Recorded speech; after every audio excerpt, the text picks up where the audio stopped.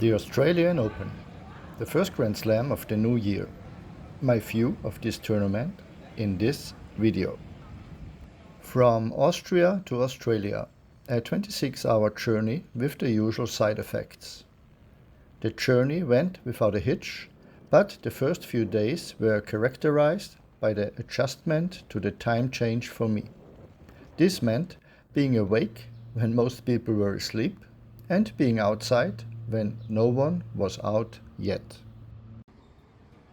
Yuri Rodionov had already overcome these adjustment problems. He already played a challenger tournament last week in New Caledonia, and the journey there involves even more effort than to Australia. He only lost in the semifinals, which didn't make his preparation for qualification at the Australian Open any easier. Due to the poor flight connections, Yuri was only able to leave Noumea on Sunday and therefore only arrived in Melbourne on Sunday evening. So I was already in Melbourne before Yuri. As a coach, being at a Grand Slam without your player usually means a lot of restrictions. The Australian Open are a welcome exception here. The transport service is organized through an app, and I even had a car from the tournament to take me from the airport to the hotel. I also always had a ride from my hotel to the venue and back, which is normally not possible without players at other slams. Players have to specify their accompanying persons very early before the start of the tournament, and the deadline for this was mid-November. Of course, to have enough time for the visa, which costs about €150.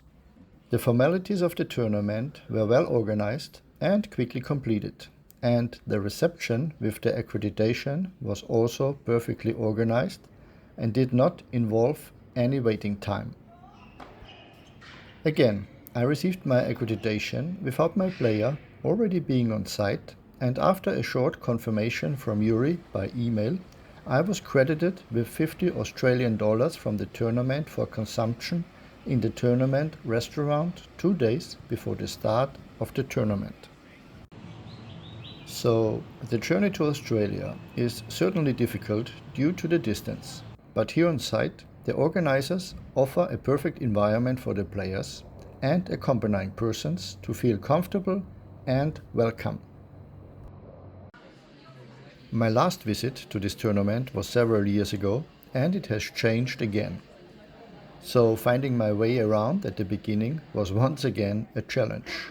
Right after the reception area there's a players area, and directly above it on the second floor is the players restaurant. Each area is sufficiently large and clearly laid out so that the large number of people does not feel overwhelming. The coaches also have their own changing area, and all rooms are pleasantly air-conditioned. It was 37 degrees on the first day, so my time outside was kept to a minimum. The weekend before the start of qualifying showed the difficult conditions that summer can bring here with almost 40 degrees. But Monday brought a significant cooling down, and first of all, rain.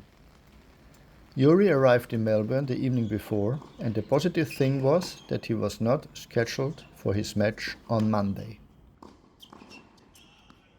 The first practice session early Monday morning took place indoors at the National Tennis Centre. This location is right next to the main facility, so it is a perfect alternative venue. The second practice session took place outdoors in the afternoon after the rain.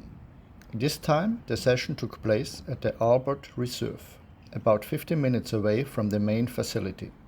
The courts there are a little faster, but otherwise the conditions there are also very good. There's a small gym, a small players area, and plenty of balls. So the short preparation for Yuri was done, and the match day should come. Tuesday was the second day on which the first round of qualifying was completed. The rain was no longer an issue. The sun came through, but the temperature were pleasant on this day. Nevertheless, the arrangement to deal with the heat on the facility were used. Some of the top stars were also already on site, preparing for the upcoming tasks. The next few weeks will show whether this man can set a new record at this tournament. For Yuri Rodionov, the goals were a lot smaller. For us, it was all about getting through the first round of qualifying. The warm-up took place in the adjacent National Tennis Center.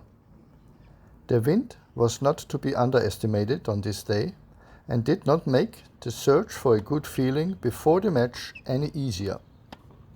But the opponent will have to cope with the same conditions, so there are no excuses here. Yuri was scheduled at the fifth match after 10 a.m., so it was already late afternoon when the match started. His opponent was the Argentinian Tirante, seeded number 12 in the qualification. The first set went into a tiebreak, where Yuri led 4-1 on his own serve. Two easy mistakes on Yuri's part at this point brought Tirante back into the tiebreak, and his opponent eventually won the first set. In the second set, Yuri was one break behind, but managed to turn the set around to a 6-4. However, a break in the first game meant Yuri's defeat, and he lost the third set 4-6. So, unfortunately, the tournament is already over for us. A few unnecessary lost points were punished, which is to be expected at this close level.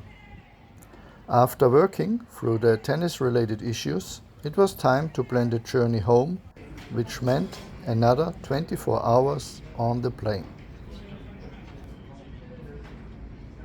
The tournament is certainly worth a trip.